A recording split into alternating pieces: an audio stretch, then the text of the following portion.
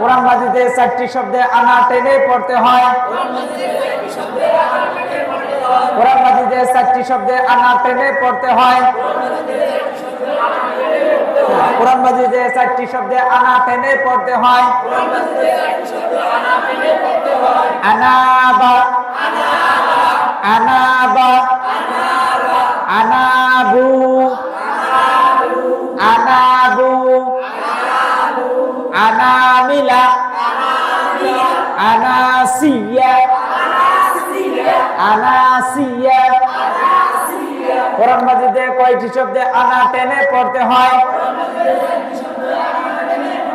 কোরআন মাজিদে কয়টি শব্দে আনা টেনে পড়তে হয়?